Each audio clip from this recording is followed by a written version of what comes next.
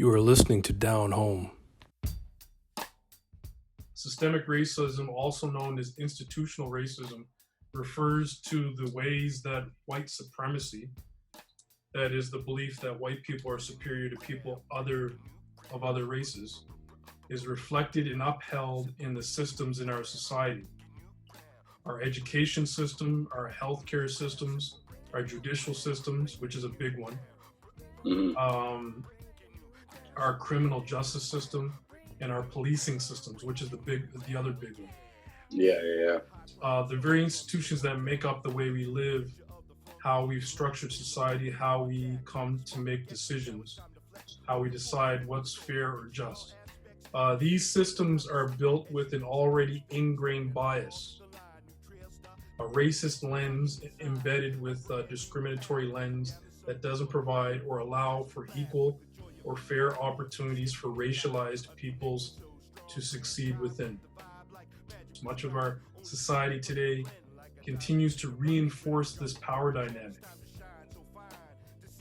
So it goes on. For example, Canada's federal policing system, the RCMP, was created in order to control the Indigenous population. The very system through which the state criminalizes individuals has been racist from its inception. I went for a job interview at a financial advisor firm, and I have a very white-sounding name, right? Yeah. Derek Wise is a very white-sounding name. Yeah. And this is way before social media. I think it was like 2001. So it's before Facebook. Nobody could look me up and look at an image of what I look like. Yeah.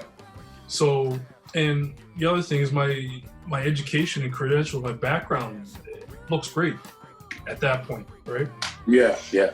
So I go to this interview, and I'm let in by the secretary. So I'm sitting in this room. I got my suit on and stuff. I'm well coiffed or whatever. And I'm sitting there, and then she closes the door behind her. So I'm sitting there. I got my resume in hand. I'm ready. I've prepped myself. And this Indian gentleman comes in, and he opens the door, and he's got like this positive look on his face. As soon as he sees me, his face just like kind of like a look of what the hell kind of thing, right? Wow.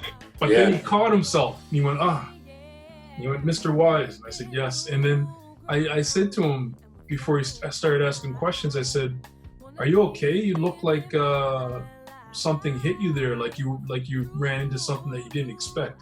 He goes, no, it's all right. But then he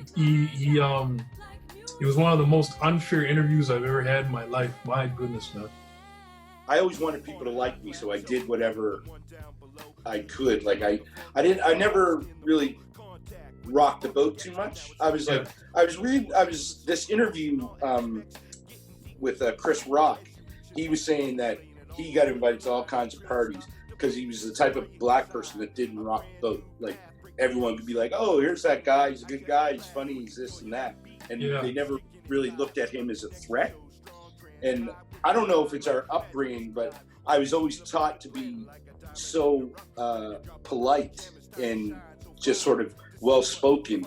And I think that shocked a lot of white people. Like I had a friend down a couple doors. His father was a blatant racist growing up until I became friends with his son. And years later, we would have these great conversations. Like I saw him change the way he viewed me. I mean, I don't know if it existed for anyone else, but I saw him view me differently and respect me just based on the way that I was. And I think that's the way I always tried to do it, right?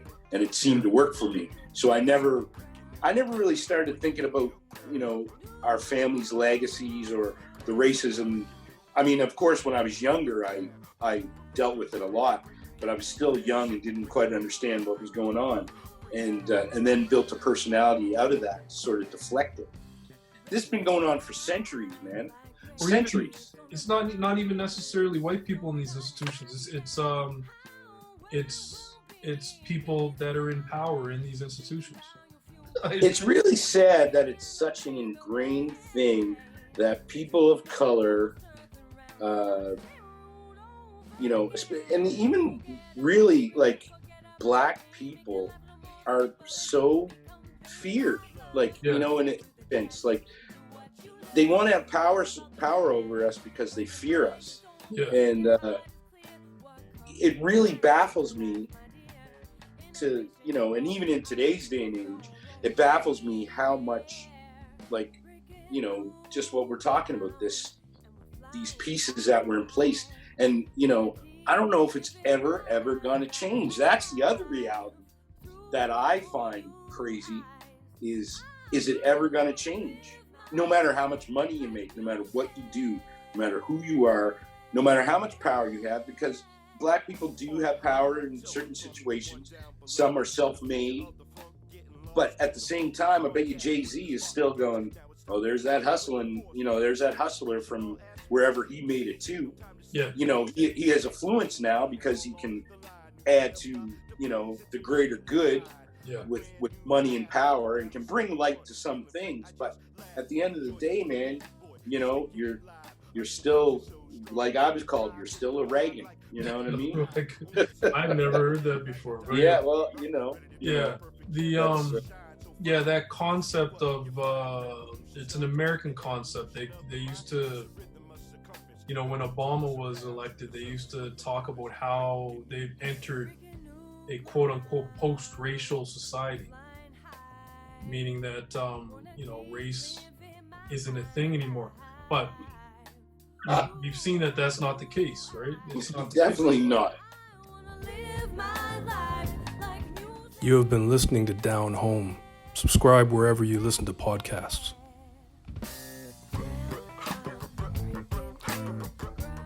The song Breaking New Ground from The Breakdown.